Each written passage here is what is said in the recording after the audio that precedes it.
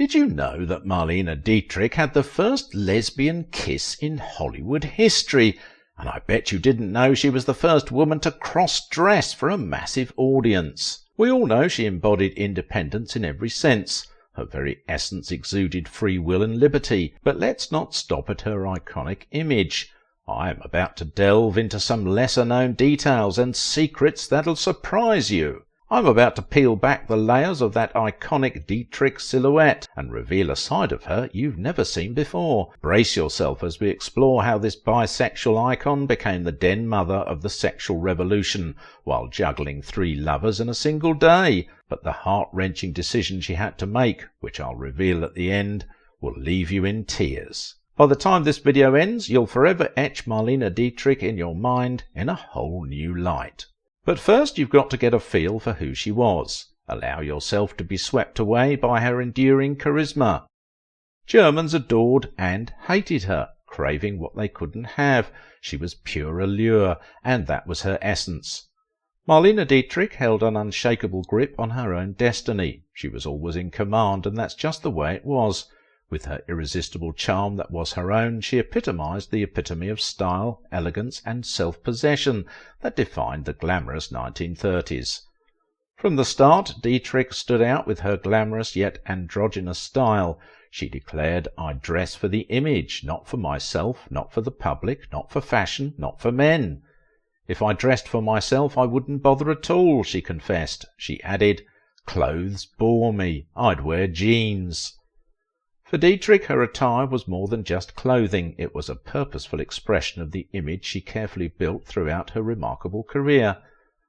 Marlene Dietrich had a kind of glamour that's hard to put into words. She was unmistakable, a real masterpiece. Her deep, distinct voice with a touch of Bavarian roticism, that arched brow framing those seductive half-closed eyelids. She was no ordinary screen siren.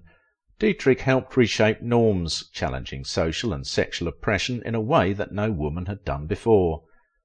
In an era where everyone sought perfection and sophistication, Marlene Dietrich stood out as a paragon of these ideals. Her appeal knew no gender boundaries, captivating both men and women alike. She possessed a unique charm that transcended traditional notions of attraction. But everyone knows this about her, right? I'm here to talk about things no one has discussed. You know, in Hollywood they often create these striking images for their stars, all part of the money-making game. But with Marlene Dietrich it makes you wonder, how much of it was her own, and how much was it the studio's doing? That exquisite allure is often attributed to her creator, director Josef von Sternberg. Now you might ask, who the hell was that guy? He was a man of impeccable taste and immense talent who directed her in the 8 films that define Marlene's legacy. He played the role of her Svengali. She served as the pure vehicle for von Sternberg's fantasies and artistic desires. She was the canvas upon which he painted his vision of femininity, intricate, beautifully lit, a mosaic of shadows and desire. Dietrich herself at times acknowledged her part in shaping her image, but she also distanced herself from it. The truth as always falls somewhere between. Von Sternberg may have shaped her, but she had inherent richness and remarkable resilience right from the beginning. He simply polished it. Paramount, wanting to compete with MGM's Garbo by having an exotic star, offered her a 7-year contract. The plan, which included 6 films, involving pairing Dietrich with von Sternberg and letting him transform her into a star. After becoming von Sternberg's lover, the actress underwent a dramatic transformation. She lost weight, went blonde, and perfected her signature thin eyebrows. Collaborating closely with von Sternberg, Dietrich mastered makeup, lighting, and film editing, giving her unprecedented control over her image for years to come. While many classic stars were akin to works of art, Dietrich stood out. Influenced by German expressionism, her image reflected those sensibilities, surreal, captivating, and angular, revelling in its own extravagance. She fascinated, repelled, and puzzled American audiences, which is why her star image became iconic. Even today, watching her, I feel the same fascination as those who first saw her in 1930. The enigma endures. On screen and on the red carpet she projected this Ice Queen persona, but behind the scenes, oh boy, she was a whirlwind of fire and passion. From her steamy affairs with Hollywood's hottest men and women, to the dark secrets she kept hidden from the press and even her own family, Marlene Dietrich embodied the ultimate femme fatale. She had one of the most incredible lives in Hollywood history. I've got the Hollywood secrets they won't spill. Get the inside scoop from me. The woman who once had the entire world at her feet used to be Lena. Dietrich was born Marie Magdalene Dietrich, the daughter of middle-class Berlin parents. At the age of 11 she combined her family nickname Lena with her first name, Marie, and made Marlene, a then novel name that, after she became a star, became super popular. It should have been simple, but no amount of wealth and privilege could protect young Marlene from the years of heartache that awaited her. When she was just 5 years old, her beloved father was thrown from his horse and died. This tragedy took the light out of their once happy mother's eyes, and there was more misery in store for the Dietrichs. The Dietrich family was thrown into chaos with the loss of their patriarch and the outbreak of World War I. To support the family, Marlene's mother, Wilhelmina, took a job as a housekeeper. But there was a scandalous twist to this desperate move. Wilhelmina fell in love with her employer, Colonel Eduard von Losch. But their wedding wasn't exactly a fairy tale. Wilhelmina wore a black dress, still mourning her first husband. A bad omen, no doubt. Marlene Dietrich's memories of her stepfather are hazy. His brief respite for Wilhelmina and her daughters came to an end when he tragically died in combat 2 years later. Once again the Dietrichs found themselves adrift, relying on von Losch's pension. Despite the challenges, Wilhelmina managed to scrape together enough to support Marlene's dream of becoming a violinist. But not just any violinist. Marlene wanted to be the best. She dedicated herself to practicing for up to 6 hours, mastering intricate pieces. Her mother invested thousands in her daughter's musical aspirations. But tragedy struck once more when Dietrich began experiencing agonizing muscle spasms in her hand, and the doctor's diagnosis was devastating. Her musical career was already over before it began. Dietrich turned her focus to acting, finding some success on the German silent screen. After her initial success, Dietrich became a prominent figure in Berlin's vibrant art scene. Her legs were her secret weapon in the cabaret scene. She once said, "Darling, the legs aren't so beautiful, I just know what to do with them." While her golden legs were her trademark, it was her sharp wit that truly kept her in the spotlight. She delivered memorable lines like, "Every man is more interested in a woman who is interested in him than a woman who has beautiful legs," shattering any Hollywood stereotypes they would later try to impose on her. Her eloquence and attention-grabbing performances elevated her to the status of a cultural icon in Europe. But if you asked Dietrich about it, she denied it ever happened. She wanted to erase her past. Why? If you asked Dietrich about her first movie, she'd claim it was her starring role as Lola Lola in Josef von Sternberg's 1929 film, The Blue Angel. That, of course, would be a bold lie. According to her, those earlier films didn't count, but there were reasons behind her subterfuge. For one, Dietrich's beliefs and lifestyle didn't align with the political climate in her home country at the time. Dietrich may have portrayed herself as a mysterious femme fatale, but her life before fame reveals a scandalous wild side. She visited homosexual bars and attended drag balls in Weimar-era Berlin. While the glamorous diva enjoyed spreading rumours of her affairs with the likes of John Gilbert and Ernest Hemingway, those tales were just distractions. They concealed even juicier escapades that would have truly surprised the nation. You see, among the many stories about Dietrich's love life, there's a shocking twist. Not all her romances were with men. In the game of amour, it concluded, she's not only played both sides of the street, but done it on more than one occasion. Marlene Dietrich's bisexuality wasn't much of a secret in 1930s Hollywood. In fact, her intriguing sexuality was woven into her on-screen persona. But openly embracing her bisexuality was not an option in that era. Going public with it would likely have jeopardized her status as a star. Even so, the Hollywood community was well aware of her bisexuality and, for the most part, accepted it. There were even rumours of a romantic involvement with her co-star from Shanghai Express, Anna May Wong, and also witty Claudette Colbert. Rumours flew about a love affair between her and Greta Garbo. They denied it, but evidence suggests otherwise. In 1925 they were reportedly involved romantically. Dietrich even commented on Garbo's appearance, remarking that the Swedish actress also wore dirty underwear. They may have kept their relationship hidden, but whispers of their connection have persisted through the years. In the early 20s, Dietrich embraced a devil-may-care attitude and a party-girl lifestyle, but then something changed. To discreetly conceal her true self, Dietrich used the term sewing circles to refer to her meetings with female romantic partners. She transformed into a sort of den mother for a Hollywood circle of queer women in the 1930s. This was a stark contrast to her previous associations with a considerable number of male lovers, humorously referred to as the Alumni Association. These sewing circles became a code for gatherings of lesbian and bisexual women in Hollywood, including Greta Garbo, Anne Warner, and a string of other big names from Hollywood's golden age. She offered a safe haven for women to connect without fear of public backlash. Dietrich aimed to promote change, albeit quietly. Her sewing circles didn't cause a stir, much like the lack of fanfare when she participated in the first on-screen female-on-female kiss.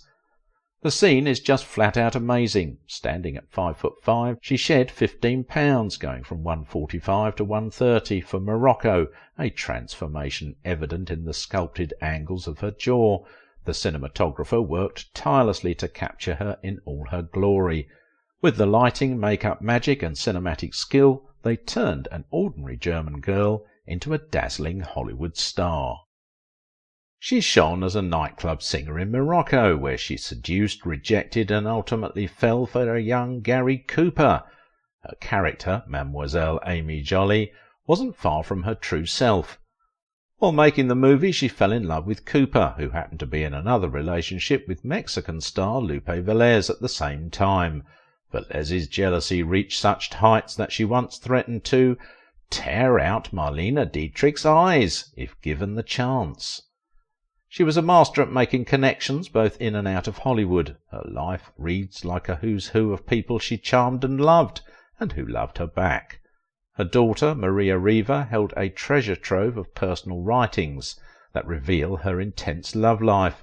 She sometimes had to have 3 lovers in a single day. Dietrich's diary could be one of the most scandalous pieces of Hollywood history. She insisted that these writings should remain hidden until 25 years after her death. Imagine the uproar if the world had to wait that long. Are you ready for the whole new Marlene Dietrich? She was not only a sultry and powerful presence on the silver screen, but also a loving and devoted mother. When she returned home after a brief absence, her heart broke as she realized that her beloved daughter hardly remembered her. It was a poignant moment that deeply affected Dietrich. Determined to be a part of her daughter's life and provide her with the love and care she deserved, Dietrich made a life-altering decision. She went back to Hollywood, where her career thrived, but Dietrich was not about to offer Maria a typical childhood. Her style of parenting was just as unique as she was. Even in the dazzling world of Hollywood, she aimed to teach Maria how to be tough and independent, much like herself. She called Maria the child and brought her to film sets instead of sending her to school. It was definitely unconventional, but Dietrich had some unsettling reasons for it.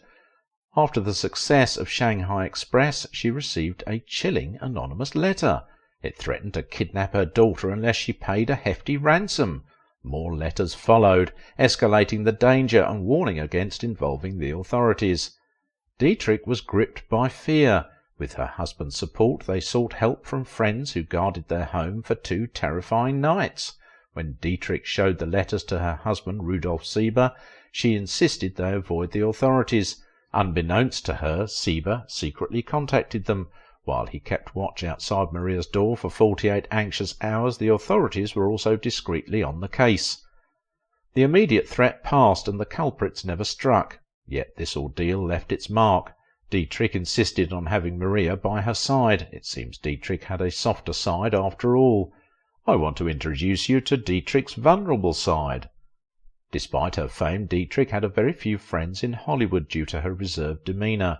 One exception was her unlikely friend, the outgoing Mae West. They often chatted and shared laughs in Dietrich's dressing room. Despite rumours, Dietrich's daughter set the record straight. They were simply close friends. Like most women, Dietrich had her type, a penchant for damaged men that would prove to be destructive for her own well-being. When she arrived in the US, Paramount aimed to mould her into their answer to the megastar Greta Garbo. They shared more than just their icy beauty and thick accents. Dietrich met John Gilbert, who had personal heartbreak, including being jilted at the altar by Garbo herself. Gilbert was on a downward spiral, drowning in alcohol, and Dietrich decided to be his lifeline. She wanted to revive his career by securing a role for him in one of her films. Tragically, it wasn't enough. Gilbert succumbed to a series of heart attacks, one of which claimed his life. The loss left Dietrich devastated. While she carefully curated her public persona, concealing her scandalous private life behind a glamorous facade, her composure unravelled at Gilbert's funeral. In the church's aisles she wept and collapsed in grief over her lost love. Despite helping him battle his demons, she harboured genuine remorse for the turmoil their affair had caused him. She sought comfort in a rather unconventional manner, by entering into an intense romantic affair with another man. This time her lover was none other than the actor Douglas Fairbanks Jr. He was 7 years her junior and married to none other than Joan Crawford. Boundaries? Marlene had never heard of them. She returned to her work, attempting to heal from this loss, but she was also about to bid farewell to one of her oldest friends. She had collaborated closely with Josef von Sternberg for her initial 5 years in Hollywood, but as time passed their relationship grew strained.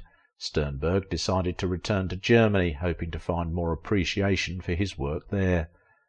Unbeknownst to him, Germany was on the brink of facing unimaginable horrors. Dietrich, aware of the perilous political climate, she was concerned for her Jewish friend. Luckily, he happened to be in London when Germany invaded Austria and wisely refrained from returning. Dietrich could breathe a temporary sigh of relief, knowing her old friend was safe, at least for the moment. She carried a paradox always around herself. The Germans always wanted Dietrich for their own. In the late 1930s, Marlene Dietrich was a big hit, winning over Hollywood's elite, famous authors, wealthy men, and even Adolf Hitler himself. His interest trickled down to his propaganda minister, who had seized control of Dietrich's film company. They wanted her back in Germany to get her backing, but Dietrich wasn't someone to be easily persuaded. In 1936, Marlene Dietrich received an unexpected message. The message was clear. The Führer wanted her to return to Germany. Dietrich's response was harsh. It's something you won't forget. She didn't just decline the offer, she immediately began the process of becoming a US citizen. By 1939 she had formally renounced her German citizenship. Her message was unmistakable, and she backed it up with strong actions. She rejected the German advances, left her native Germany for Hollywood. Before World War II even began, and long before most people understood the extent of the crisis in Germany, Dietrich had chosen her side. She spent years raising funds for Jewish dissidents and refugees. She donated her entire salary, which was nearly $500,000, to support their cause. As World War II unfolded, she redoubled her efforts. She wholeheartedly supported American troops and was among the first celebrities to promote war bonds. She used her art for a noble cause, and you can find these details on the CIA's website. Yet she portrayed her allegiance with a certain nonchalance. "We were naturally against the Germans, of course," she stated. "Does it take great courage to choose a side? Not really." She had another unusual mission during World War II. The OSS wanted her to make recordings in German to demoralize enemy soldiers. Even though her loyalty was clear, not everyone trusted her. J. Edgar Hoover, the FBI head, doubted her and tried to prove she was a German spy. They followed her, read her mail, and found no spy evidence but lots of spicy personal details.